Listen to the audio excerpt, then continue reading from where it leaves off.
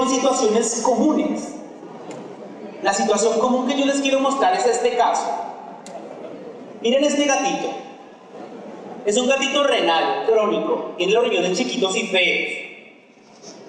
Tiene una lesión en la lengua que no es por enfermedad renal, afortunadamente, porque yo sé que hay cosas más comunes, como por ejemplo un calicivirus, como por ejemplo un herpes virus también, un complejo granulomatoso eosinofílico, o que el gato mordió lo que no debió, y hay más opciones. Y el gato no está comiendo, ese es el motivo de consulta, no quiere comer. Luego de eso, le hacemos unos análisis y la creatinina está alta. Yo ya sabía que está alta. Lo que hablamos en la clase anterior, o en la sesión anterior, es que este paciente yo luego lo voy a estadificar, voy a hacer REX, voy a reconocer si el gato no come por culpa de este problema renal. No creo, esa creatinina es anterior, pero es renal, es un factor de riesgo, ¿no? Ahora la pregunta para este gato, que le duele hasta el alma, ¿usarías un antiinflamatorio no esteroidal? Y espero que al final de la plática tengan más argumentos para dar una posible respuesta. Por aquí hay lugares, si alguien quiere sentarse, aquí atrás hay otros dos, no me voy a incomodar, no hay ningún problema en que se puedan acomodar. Miren que son situaciones de todos los días que merecen que nosotros las revisemos, porque esta condición que ven en pantalla es la más común de todas en la vejez. Las enfermedades articulares y osteoarticulares degenerativas. Casi todos los perritos van a tener enfermedad degenerativa. Y yo tuve un conde, yo les conté. Yo sabía que mi perro iba a morir a los 30 años, no me importa lo que digan ustedes, porque yo lo iba a eutanasiar, porque ya no se iba a poder parar. No le iba a dar cáncer, no le iba a dar falla renal. Se le iban a acabar las articulaciones. Para mí eso es morirse de viejito, para mí. No es que se quede dormido como el Papa y no, ojalá. Francisco se lo merecía. Irse en paz. Irse en paz. Todos vamos a morir. Pero irse en paz se lo merecía Francisco, más que la mayoría de nosotros. Pero, perdón, que yo, ustedes sí. Pero mi perro, yo pensé, ¿qué es morirse de vejez? ¿Qué es morirse de vejez? Es que uno se queda dormido y nunca se volvía a despertar. Eso pasa en las películas. A los perros se les acaba el corazón, las articulaciones, los riñones, les da cáncer y se mueren de eso, ¿cierto? O nosotros los asistimos a veces. Entonces el dolor articular es algo con lo que van a cargar la mayoría de animales. Tengo que ayudarle a este paciente. Tengo que ayudarle a este paciente. Otras veces el manejo del dolor es por situaciones fortuitas, ¿no? Porque eso también ocurre todo el tiempo. La única forma de no tener riesgo en la vida es no vivir. Si yo no quiero que mis hijos se golpeen, me toca... Era un 7º piso. Y era un paciente renal. Y le va a doler, no se mató, pero se fracturó el hígado. ¿Sí? Porque no lo han castrado al gato, ya se había caído. Lo que castrar al dueño también porque ya se le había dicho. Menos mal no se mató. Entonces hablemos de AINES y el riñón. ¿Listo? Para cerrar el día de hoy. Algo que es muy común. Los AINES son los medicamentos veterinarios más vendidos del mundo. Entonces, me parece importante también aprender. Voy a hacer 3 cosas con AINES. Lo bueno, porque hay cosas buenas. Tienen que verle algo bueno a la vida, chicos, o si no, no soportaremos ser veterinarios. Vamos a hablar de lo malo y de lo feo. Entonces, esto parte de lo que yo les decía, de la necesidad de usar AINES. Los usamos más en animales mayores, no hay duda, pero en todas las etapas de la vida se pueden usar. Cuando el paciente se vuelve senior, hay cosas que son inevitables, como volverse renal, ¿cierto? Y junto a ello hay otras condiciones que vienen con la vida que me gustaría que ustedes las recuerden, que es lo más común que tiene un animal geronte. Entonces empiezas a pensar, problemas dentales, probablemente problemas renales, articulares, endocrinos. Entonces, hay unas guías ahora que te recomiendan testear por buscar el desgaste multisistémico natural de la edad. Nosotros sabemos que después de los 9 o 10 años de vida se ha perdido cerca del 14% de las nefronas. Eso es desgaste natural. Yo no puedo evitar eso. Afortunadamente los riñones son el órgano más importante del cuerpo y ellos se dan la tarea de compensar esa pequeña pérdida, pero ya no tienes 200.000 nefronas. Si eres un gato, 400.000 si eres un perro. Tienes menos. Entonces, ese desgaste hay que evaluarlo con pruebas, lo dijimos antes. Reconocer. Y el desgaste multisistémico es importante porque, espero me sigan la idea, no se imaginan la cantidad de gatos que hay con displasia de cadera o enfermedad degenerativa articular de la cadera. Muchísimos más de lo que yo pensaba. Y los pobres gatos sufren por eso y no nos cuentan. Obviamente en los perros es más evidente a más temprana edad, pero los va a acompañar toda la vida. También hay que empezar a evaluar el grado de dolor de nuestras mascotas para saber cuándo hay que introducir el aire y cuándo no. Cierto que hay una herramienta interesante que siempre compartimos con las familias ahora, que es la escala Grimace, como le quieran decir. La escala Grimace o Grimace de la Universidad de Montreal está hecha para facilitarle a los tutores identificar el grado de dolor, puedan comunicarse con las familias y eso nos ayude a tomar decisiones. No que tomen decisiones solos, pero que nos orienten. No hasta que vaya al servicio médico y tú evalúes, ¿no? Si ustedes se acuerdan, la escala Grimace, que es una aplicación del celular, nos da un score numérico con varios elementos físicos del paciente y conductuales, pero sobre todo físicos. Números que tú puedes ir anotando en la aplicación o en un papel. Entonces, por ejemplo, en este caso, si ustedes se dan cuenta, la posición de las orejas del gato, en reposo, ¿no? No en defensión cuando están en la clínica veterinaria, en reposo. Por eso es mejor en casa. Y miren ejemplos, digamos, reales de animales de colección. Este de la derecha no está durmiendo, está dolorido. Pero lo juntamos con otras cosas como la característica de los ojos. Pacientes que empiezan a mirar con sospecha, puede ser una forma de explicárselo a las familias, protrusión del tercer párpado, o definitivamente no está dormilado pero prefiere tener sus ojitos entrecerrados. Son factores que empiezan a notarse. Luego más abajo, ¿cierto? ¿Cómo le llamamos a estos, Saúl?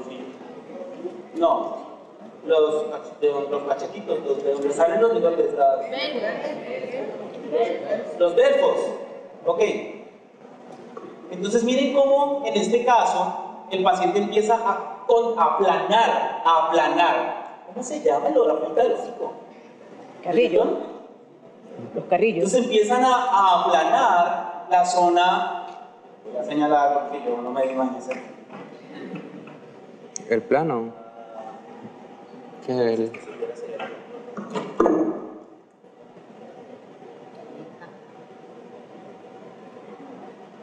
Esto es redondo y aquí es más plano. ¿Cómo se llama eso? ¿Cuál? ¿Morro? Plano, el plano. ¿Y el morro no es el plano? El plano nasal. Bueno, voy a perder todo el tiempo del mundo aquí. Se aplana. El muscle, el muscle, con Z, con doble Z en inglés. El plano. ¿Cuál? Pues sí, ¿no? El labio superior, gracias. Bravo, muchas gracias. Gracias, estos anatomistas que estamos aquí. Bueno, es muscle en inglés, Z, doble Z. El hocico. Bueno, luego tienes la posición de los bigotes, lo que decía mi doctor Saúl, ¿no? El bigote relajado que es hacia abajo, como una cascada. En cambio, el pobre gato que está doloroso es recto, incluso hacia arriba. Son cosas que los familiares pueden ver, pero no solo la cara. La escala Grimace completa incluye la posición en reposo de la cabeza versus el cuerpo y cuando se sienta el paciente cómo está, si está confortable en su lugar de descanso. Y es un score numérico. Voy a pasar al que sigue. Me imagino que están descargando mientras tanto la escala Grimace en sus celulares, porque hay un número, o puedes hacer un score, perdón. Y una vez hacemos el score, el puntaje máximo posible es 10. Por encima de eso hay que hacer algo. Y ya. Entonces es doloroso para muchos animales vivir. Este me quedó mal escaneado, pero nosotros en la clínica, en el hospital, no usamos Grimace. Usamos la escala compuesta de Botucatu o la escala de Glasgow modificada. Hay varias escalas del dolor. Usen alguna para determinar si tienen que subir la analgesia o no, o adicionar otro tipo.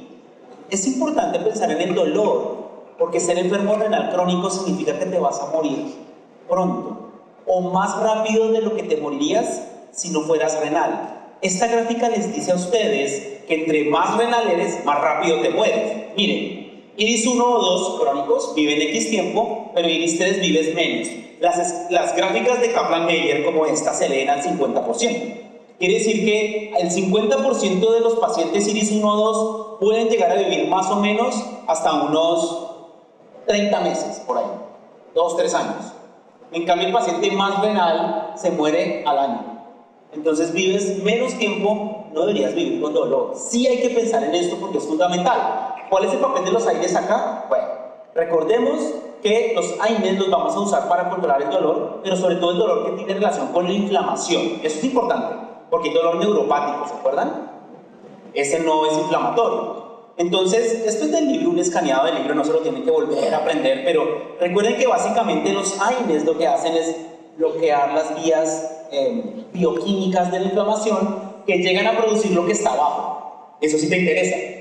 Prostaglandinas, la I2, la E2, tromboxanos y leucotrienos. Ahí termina la cascada inflamatoria y ellos van y hacen cosas. Aumentan la permeabilidad, aumentan la sensibilidad del dolor, hacen quimiotaxis, eso hacen todos estos productos finales.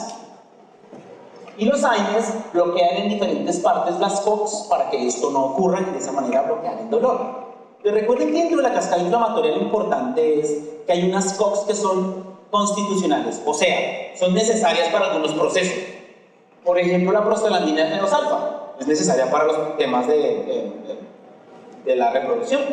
Por lo menos, por ejemplo, la prostaglandina E2 o la I2, que son las prostacicrinas, que están diseñadas para vasodilatar.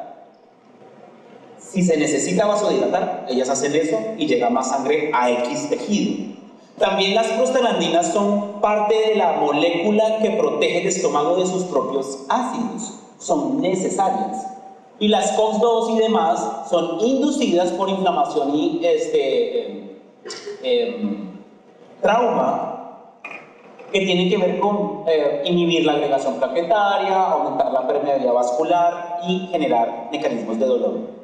¿Dónde son importantes las prostaglandinas entonces? ¿Cómo juntamos inflamación buena y mala con el riñón?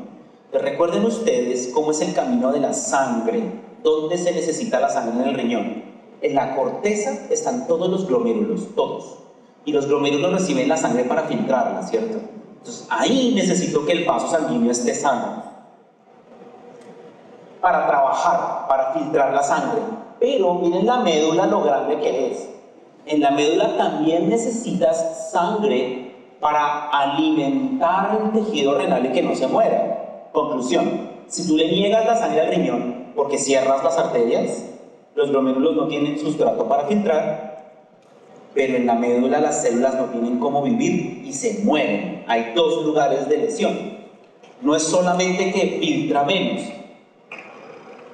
es que el paciente está lleno de arterias en un riñón, así sea un riñón feo, para hacer los dos procesos, trabajar y nutrirse. Así que si tú le niegas eso, pues mal, ¿cierto? ¿Qué le duele al paciente renal? Es otra pregunta. ¿Duele la enfermedad renal crónica? Y yo no les voy a dar la respuesta porque eso es muy personal e individual, pero muchos pacientes renales la están pasando mal. Les duele vivir, les duele el abdomen, les duelen los músculos por el tema electrolítico y ácido base. Miren en este caso este gato, Sam, de Desma. ¿Ven el cálculo en el uréter allá arriba? Encima del colon se ve el cálculo en el uréter. Pobrecito, eso le duele un montón. Pero no tiene solo eso, tiene un montón de materia fecal acumulada ahora por el dolor, ¿no? Genera íleo. Yo necesito aliviar el dolor. El cálculo es lo que más le duele, ¿no? Entonces lo sacamos, ¿no? Eso hicimos, una cirugía, microcirugía, sacamos el cálculo, microsuturas, lo tenemos un tiempo en el hospital, sacar el cálculo alivia el dolor un montón, luego se da la recuperación. Yo tengo que darle medicinas a este gatito para que pueda sobrevivir y resolver esta situación que le estoy operando. Entonces, cuando Sam se recupera de esto en el hospital, va a casa. Y en casa mamá nos dice, y yo lo veo con dolor. Y nosotros, bueno, pero ayúdanos, ¿qué significa eso?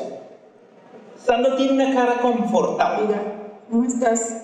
Ya habla y él ¿Cómo dice, estás? ¿sabes qué? No, me siento bien, mamá. O sea, no, él no es así. ¿Es una genio? Él prefiere esquivar a mamá, Dime, pero no se ¿qué va. quieres? Miren lo que hace. ¿Comida? ¿Tienes más comida? No es comida lo que él quiere, está pidiendo ayuda. No se siente bien. Entonces le decimos a mamá, hagamos una escala Grimace. ven que tiene la posición que hablábamos, este es caso mío, no es el libro, porque yo diría, el libro, no, es caso mío, real, yo lo operé. Y Sam avanzó de 12 puntos, perdón, Hijo. esta era sobre 10, Sam avanzó de 4 puntos que tenía en la escala anterior, ahora que dice, no, definitivamente no quiero que me toques, yo no me siento nada bien, cierro mis ojos, agacho mis orejas y ataco porque realmente estoy mal, ¿sí? Mamá nos manda esta foto, sobre 10 puntos tiene 9 de dolor, Sam, ¿sí? Entonces hay que hacer algo. Entonces Sam vuelve conmigo y yo tomo una radiografía y digo, pero si yo le saqué el cálculo, de lo que le duele es otra cosa. La espalda. ¿Ven la articulación lumbosacra? Pues yo no la había visto. Es que te enfocas en una sola cosa.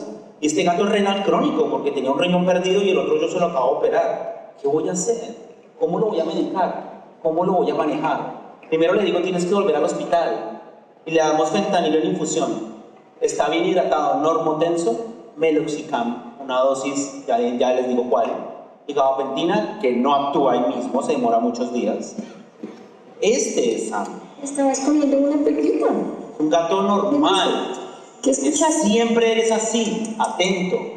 No estás sedado, miren las pupilas, ¿sí? Entonces el dolor se vuelve importante y es tan importante que en las encuestas de calidad de vida de los gatos, de los cat call, hay muchos. Hay preguntas fundamentales para entender si tu gato ya llegó al momento final, que es, por ejemplo, ¿qué tanto le gusta la comida? Porque hay gatos que mueren por la comida. Y si ya no quiere comer, es que está mal, ¿no? Hay otros como mi gata Acuarela que le vale nada comerla. Y ya sabe que yo la voy a alimentar igual, pues no le importa. Pero en algunos casos sí. ¿Dónde pasó aquí el artículo? Este es el artículo. Dr. Jonathan Elliott en el Royal Veterinary College y su grupo trabajaron en la escala de vida y calidad para gatos con enfermedad renal crónica. Y es para ayudarnos a entender cuál es el momento de decir adiós. Porque no es fácil, ¿no? Y muchas personas esperan hasta que el gato está en los huesitos, con llagas. Pasa en perros igual, es igual en perros. Entonces este tipo de encuestas ayuda. Y miren cuál es el primer criterio. ¿Duele? ¿Qué duele? Y hay un score para eso del 0 al 10.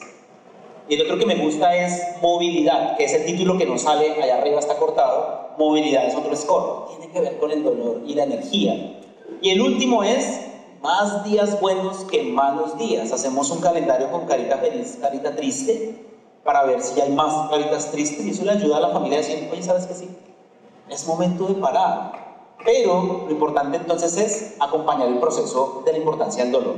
¿Cuál es la nefrotoxicidad de los AINES entonces en los pacientes? Hay varios mecanismos, no los vamos a discutir todos, pero en general los AINES lo que hacen es bloquear sustancias que son buenas para mantener los vasos sanguíneos bien, para proteger el estómago y demás.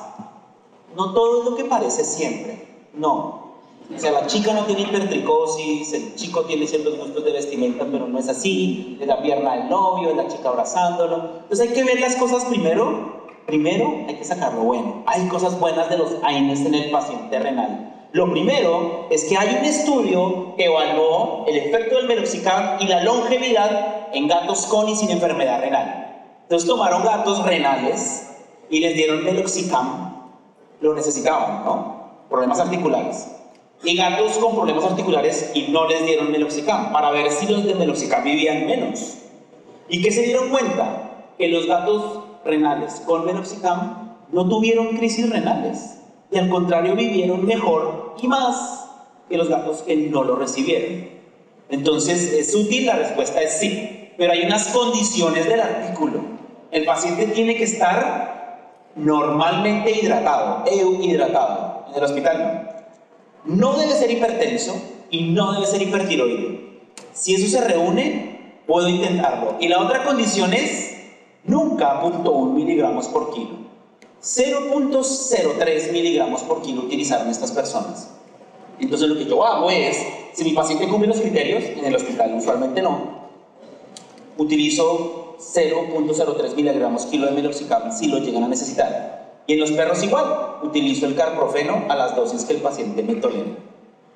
La idea entonces sería hacer marcadores para ver si los riñones están bien o no y van a tolerar. Recuerden que lo que más sufre son los túbulos porque son los que más consiguen y más necesitan oxígeno. Entonces yo necesito pruebas para saber si los túbulos están bien o están mal. Yo les hablé en la charla anterior de la relación creatinina-GGT, que se sube más en pacientes renales agudos, en los otros no. Entonces si yo utilizo el meloxicam y la GGT urinaria de estar normal se me empieza a subir, es que le está haciendo daño al paciente y antes de que tenga síntomas, yo se la quito.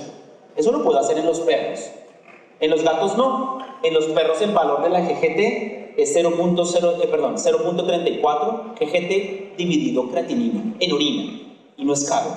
La GGT es la misma del hígado, entonces la técnica se hace en un laboratorio externo, tú le mandas la orina, dime cuánto hay de GGT. Y la creatinina en orina, igual, que te digan cuánto hay y tú las divides, ¿no? En los gatos no existe este marcador. Miren lo que pasó con esta perrita. Brownie se comió unos ibuprofenos. Se intoxicó, obviamente. Llegó un poco deshidratada a la clínica. La creatinina en 1,2, un alto. 1,2 es mucho para un shih tzu de este tamaño porque ella es chiquitita. Entonces es renal, un poco, puede ser prerenal. Entonces yo le hago un marcador nuevo y yo tengo disponible en Colombia por mis amigos del Perú, que se llama ENGAL. El ENGAL, ahí dice en la prueba, ENGAL. El ENGAL es la lipocalina asociada a la gelatinasa de los neutrófilos y es una sustancia que liberan los túbulos mucho antes que cualquier otra cosa pase en el riñón. Entonces es una molécula muy buena para el diagnóstico precoz y por 10 o 15 años la he leído y nunca la he usado por procesos de investigación. Bueno, llegó un laboratorio y la sacó clínica y pues yo la consigo, no la tengo en Colombia, está en Perú. Y pues yo visité Perú en una maleta y lo llevábamos y lo importábamos y bueno, lo estamos usando en algunas ocasiones. Entonces, ¿qué dice esto? Normal, miren que dice control, rayita, T, o sea, no estás embarazada, estás bien, o sea, ven bien, no hay daño renal. Entonces yo la dejo hospitalizada porque tenía un poquito de deshidratación, la hidratamos. Al otro día, la creatinina de 1,2 bajó a 1. Súper, hagámosle otro ENGAL. Ah, caray. Empezó a mostrar una línea muy tenue en la T de test. O sea, empezó el túbulo a decir, no sé, no me siento bien. Yo le dije a mamá, déjamelo un día más. Al otro día, la creatinina de 1,2 bajó a 1 y luego de 1 a 0,8. Súper, hagámosle otro ENGAL. No, o sea, aquí no. Definitivamente el túbulo está sufriendo. Entonces lo que dijimos, la perrita perfecta, estaba muy bien, la dimos de alta, pero con el aviso de que ella sigue en riesgo de tener lesión activa ahí por culpa del antiinflamatorio no esteroidal. Vean una oportunidad de saber que los AINES no se resuelve el problema en 1 o 2 días. Los AINES necesitan por lo menos 2 semanas de manejo, no necesariamente en el hospital, de cuidado, de que ver que esté comiendo bien, protección gástrica, etc. Entonces, bueno, hay diferencias de hago o no hago pruebas, ¿no? Hay que decidir por cuál lado me voy a ir, pero pues todos sabemos quién es el rey. El ENGAL definitivamente es una muy buena opción. Cuando llegue a nuestros países, definitivamente lo tenemos que aprovechar. ¿Tú sigues? No. ¿A qué hora termina esta charla? ¿A la 1 o a la 1:30? Ah, no. Entonces, voy a subir un poquito el nivel acá, porque me dijeron que mis charlas eran muy básicas. Entonces, quiero contarles algo adicional que podemos hacer. Y yo lo hice y lo voy a compartir. También puedes usar la ecografía doble. Porque te acuerdas que el meloxicam o los antiinflamatorios no esteroidales afectan las prostaglandinas. Y las prostaglandinas son vasodilatadoras. Entonces yo podría con el Doppler ver si las arterias están dilatadas y están funcionando bien. O sea, si la arteria es elástica. O si por el contrario es muy rígida porque no hay suficientes prostaglandinas. Entonces lo que ustedes están viendo en pantalla arriba es un riñón en corte transverso con el Doppler espectral y tú vas a ver aquí el espectro de la arteria, ¿no? Va la sangre y pulsa. Hay un espectro porque pasa de manera pulsada la arteria. Entonces la anatomía de ese pulso me dice si el vaso está sano o no. La anatomía. ¿Cuál es la anatomía de una onda de pulso? Pues si lo hago un poquito más grande, hay más o menos 4 variables que te interesan. Primero, el tiempo de aceleración. No lo mires, lo ves. Mira que se acelera súper rápido, sube muy rápido esa línea de pulso. El ataque. Tiempo de aceleración. La segunda cosa que puedes ver es la velocidad del pico sistólico. Allá hasta donde subió, qué número de velocidad dio. Después de eso, puedes mirar la velocidad al final de la diástole, justo antes que suba otra vez la onda de pulso. Y también puedes tener una determinación del tiempo en diástole. Miren que esto nunca llega a cero, eso es muy bonito en los riñones, porque si llegara a cero significa que a ratos no hay sangre en el riñón, y eso no pasa. Todo el tiempo hay sangre en el riñón por la presión diastólica. Y luego cuando el pulso, pues llega por pulsos la sangre, ¿no? Entonces las características con las cuales uno ve esta gráfica dicen si es sana o no. ¿Qué es sano? Que suba rápido. Sí, no importa hasta dónde, que suba rápido. Segundo, que baje lento. Eso es sano, que baje lento. Si baja muy rápido, no es bueno porque significa que la arteria no es muy elástica. Es rígida y vuelve a su posición muy rápido. Eso no es bueno. Y lo último que es sano es que esa velocidad diastólica sea alta. Que todo el tiempo esté fluyendo sangre, no que baje a cero. Es que tenga una velocidad más alta porque significa que todo el tiempo hay sangre. ¿Listo? Entonces, con esos conceptos, lo que les quiero mostrar es el caso de Hela. Hela es la perrita de un colega veterinario que me llama y me dice: César, mi perra se acaba de comer varios ibuprofenos. Entonces, ¿qué hago? Vomito, todo lo que ustedes quieran, ¿no? Y al otro día que me la pudo llevar porque estaban muy retirados, yo le hice la ecografía, pues, por mirar estómago, que cómo estaba todo. El riñón de Hela, ¿tú entraste a la primera charla que yo di? ¿Sí? La ecografía. ¿Este es un riñón bonito o feo? Feo. Feo. No está tan feo. Dios mío, ¿qué le queda a uno acá? Pero más o menos, no es hermoso, ahí más o menos. Seguro tiene su tema previo, ¿no? De pronto tiene un poquito de lesión por ahí ya previo. Eso le dije yo, tu perrita ya tenía algo, de pronto eso la hace susceptible. Luego le hice el Doppler porque hacer Doppler es bonito. Y fue la primera vez que vi algo que me llamó la atención. ¿Cierto que esas gráficas de pulso no son como las que yo les he mostrado? ¿Qué es eso? NPI. Ni pinche. Aquí no es tan fea esa palabra, ya sí, ni pinche idea. No tengo idea, no tenía ni idea, pero yo sé que no es normal. Y voy a revisar. Pues resulta que aquí ustedes ven más un triángulo equilátero, ¿cierto? No un triángulo rectángulo. No sube tan rápido. Sube en diagonal, o sea, la anatomía no es normal. ¿Será que un ibuprofeno altera la elasticidad de las arterias? Sí, es una opción. Y cuando tú revisas este espectro, ese es el espectro de una arteria renal estenosada. Y cuadra totalmente. Y fue la primera vez que yo lo vi. Y tratamos a Hela por un buen tiempo hasta que ese signo desapareció. Bueno, ahí está el Doppler. Y luego de eso, era consistente. Luego de eso, la tratamos y tiempo después algunos empezaron a mejorar, a subir más rápido. Entonces puedes hacer Doppler también. Y yo he visto este patrón en 4 perros ya, en 15 años, o sea, tampoco. Pero es una cosa adicional que puedes hacer. Entonces, ¿qué es lo bueno de los AINES? Veamos lo bueno. Lo bueno es que tú puedes evaluar los efectos del AINE en el cuerpo, con ENGAL, con GGT urinaria, con gravedad específica, con glucosuria, con creatinina, con ecodoppler. Eso es bueno. También es bueno que los AINES en las enfermedades urinarias son muy utilizados y son muy buenos. Cuando hay cáncer de vejiga por un carcinoma de células transicionales, que representa el 85% de los tumores de la vejiga o de la vía urinaria baja, 8 de 10 veces es eso, así no sepas cuál es al principio. Yo lo veo ahí, pero yo no sé si eso es un carcinoma transicional. Pues 8 de 10 veces lo es. Yo tengo ahí como un margen, hay que tomar biopsia. Sin punción, usualmente utilizamos una pincita de biopsia por la uretra y ya está. Pero si es un carcinoma de células transicionales, no hay duda, yo puse este artículo porque es uno de tantos que hay, que el piroxicam es la primera línea de acción. Porque las COX son necesarias para que este tumor crezca. Y si tú bloqueas las COX, a ese tumor le cuesta más trabajo crecer. A veces involuciona un poco. Entonces es un quimioterápico, de hecho. Y es mejor que el meloxicam y mejor que el Previcox y es mejor que casi todos los AINES. Pero no está exento de efectos secundarios, ¿no? pero es bueno y es barato.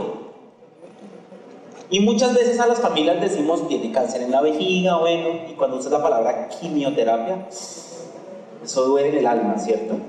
Entonces vamos a empezar con un antiinflamatorio, y es el 50 o 60% de la terapia. Así que es bueno, es positivo. Piroxicam a 0,3 miligramos por kilo una vez al día hasta que se muera. Ojalá mucho tiempo. Eso es lo bueno, debe ser lo bueno. ¿Qué es lo malo? Pues que nosotros sabemos que dentro de todos los síndromes, todos esos rayitos son problemas en un riñón cuando está agudo. Se dañan los túbulos, se tapan los túbulos, se sale la orina, todo eso sale mal, se inflama el glomérulo. Pero allá arriba, en la cañería inicial, todo comienza allá. Lo malo es que los AINES pueden cerrar la cañería inicial, le niegan la sangre a la nefrona. Eso es malo entonces, porque por culpa del AINE el paciente puede dejar de filtrar lo que tiene que filtrar. Y aparte de eso, puede dejar de nutrir. Allá arriba es filtrar, aquí abajo es nutrir todo este tema, y el paciente entra en lo que llamamos una isquemia. Otra vez les muestro mi gráfica de la enfermedad isquémica, porque la enfermedad isquémica dura 11 días más o menos, semana y media, pero por un AINE dura más, porque el medicamento sigue ahí en el cuerpo por varios días mientras se va y se prolonga todo este problema. Entonces por un AINE necesitas no menos de 2 semanas de manejo. Y por esas razones que tienes tiempo, esto es lo malo, de que el paciente tenga no solo lesión renal, otros órganos que dependen de las prostaglandinas.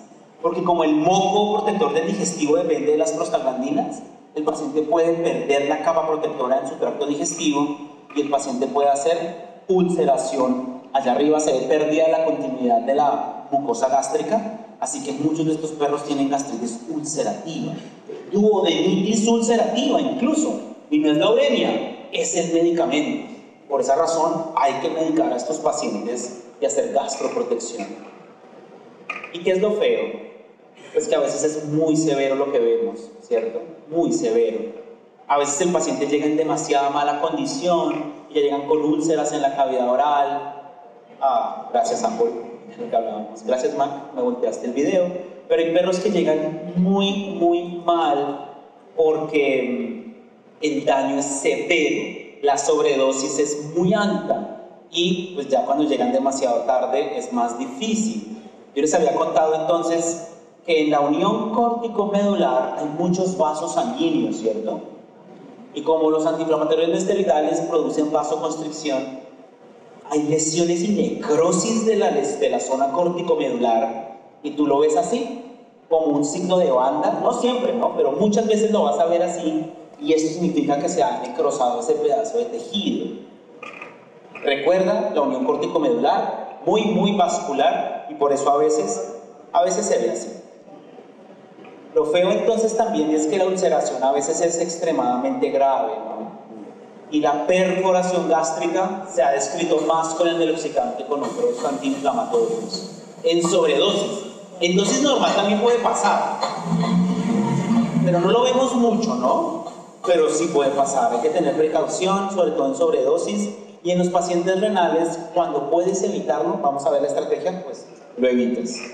Miren esta perrita, miren cómo tenía su creatinina en 17, bueno, por un accidente con el meloxicam, la mamá, la familia, se equivocó de medicamento y en vez del sucralfato, que es una pastilla gigante, le dieron una de meloxicam que es chiquitita, no sé qué pasó ahí, pero le dieron 15 miligramos de meloxicam y de allá le tocaba 1.7 y se murió, horrible. Entonces, ¿qué alternativas tenemos con los antiinflamatorios conociendo lo bueno, lo malo y lo feo?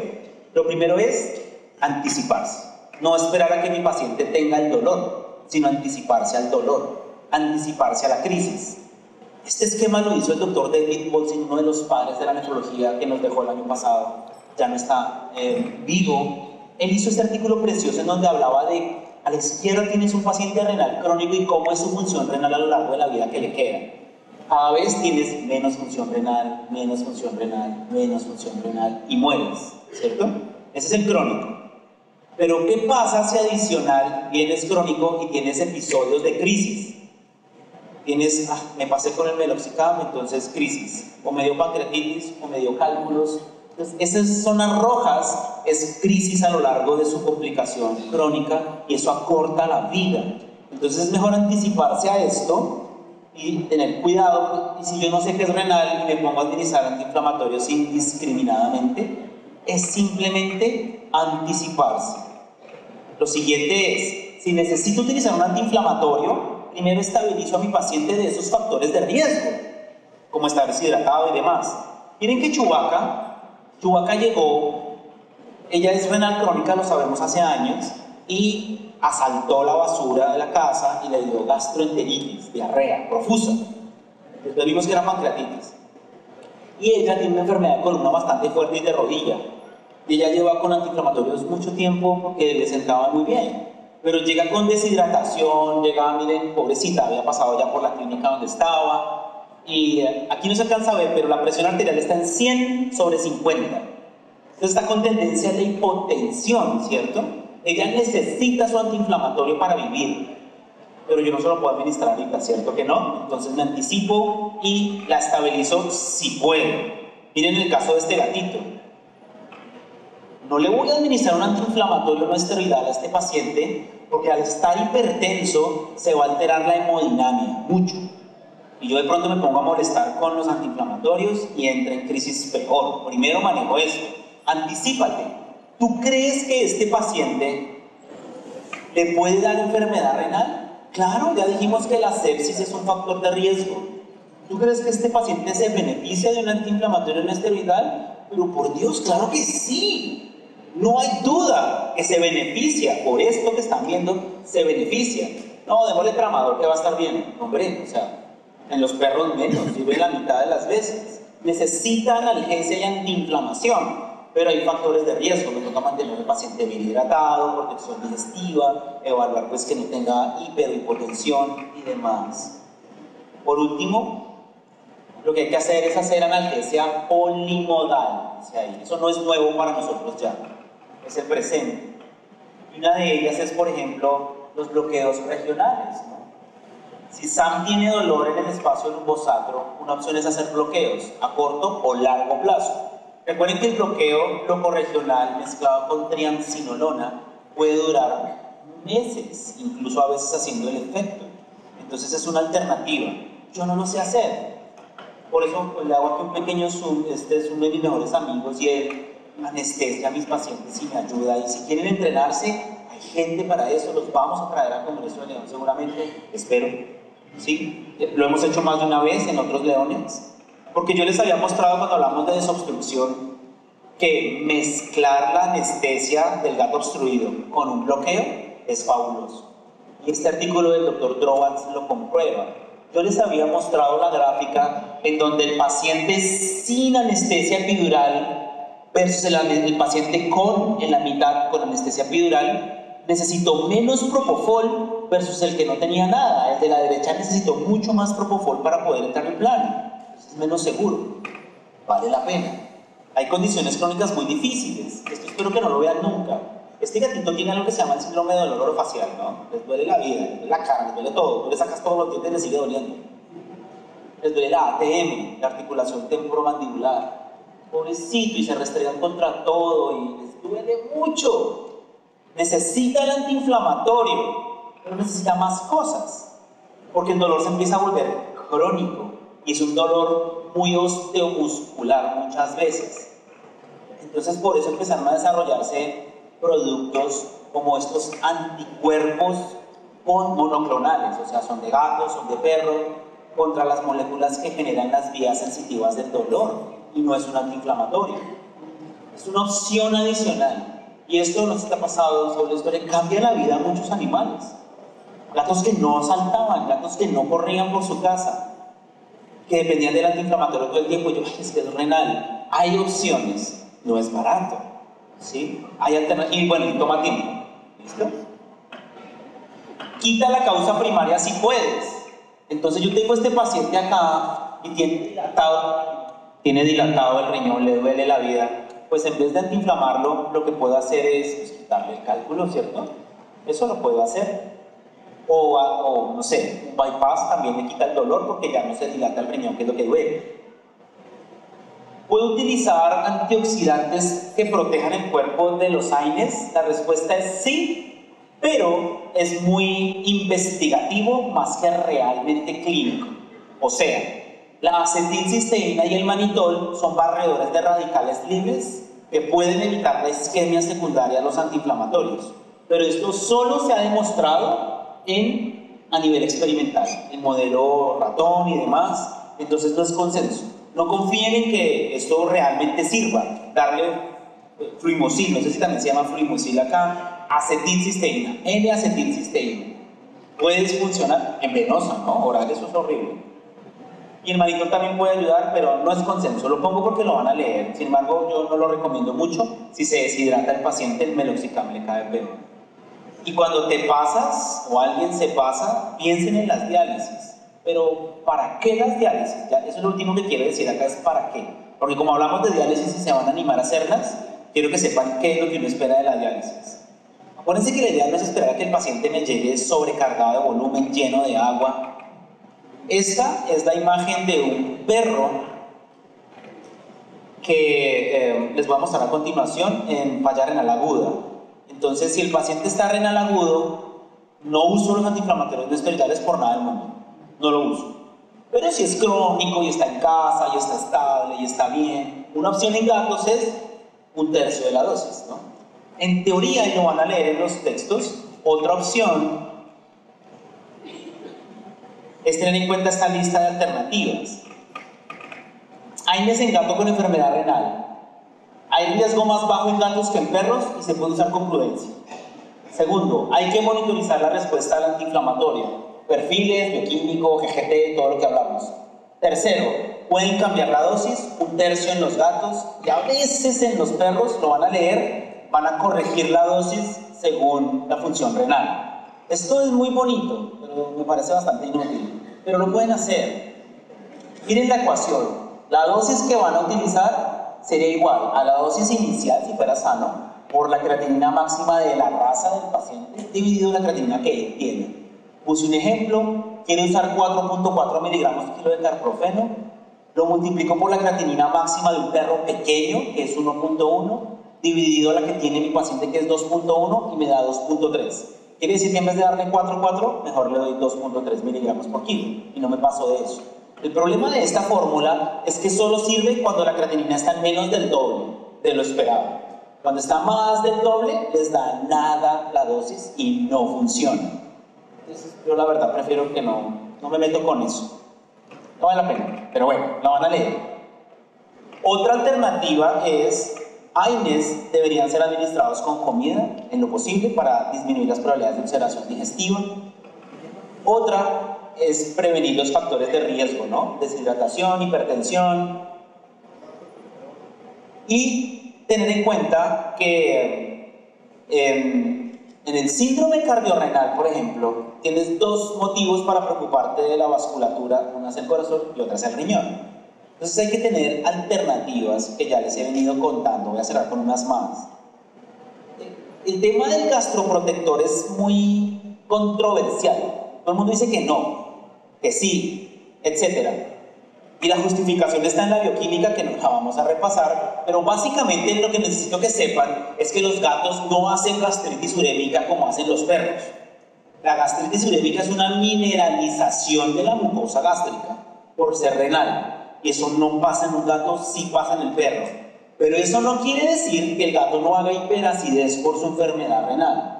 Entonces, si por un tiempo necesitas antiinflamatorio corto, no está mal administrar un antiácido por un tiempo corto. Entonces, estos artículos, estos consensos dicen que se puede, que la mayoría de veces no es necesario si no hay un factor irritante como un AINE, en este caso sí.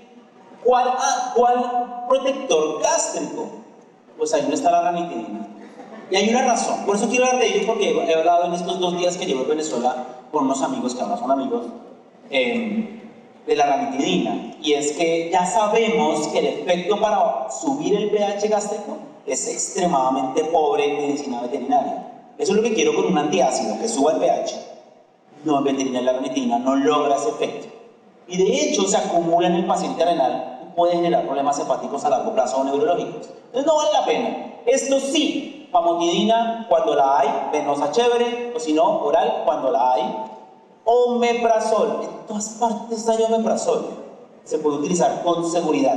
A esas dosis, el sucralfato puede generar constipación, pero es temporal, es por unos días y bloquea ciertos medicamentos, ¿no? Y el misoprostol, no, con ese sí no se metan, ¿no? Es mejor que no. Hay más opciones. Por ejemplo, lo que se puede hacer con la terapia de infusión lipídica. Entonces, estas dietas parenterales, ¿las han visto? Nutrición parenteral total. A veces te pueden preparar una solución parenteral estéril, mayormente de lípidos. ¿Por qué sirve eso? Porque los antiinflamatorios, todos, no esteroidales, son lipofílicos. Les gusta la grasa, se meten en la grasa del cuerpo. Si tú infundes por vena lípidos, esto hace un micelo. ¿Se acuerdan que es un micelo? Entonces rodea al antiinflamatorio en una cápsula y el antiinflamatorio no puede ir a hacer su acción.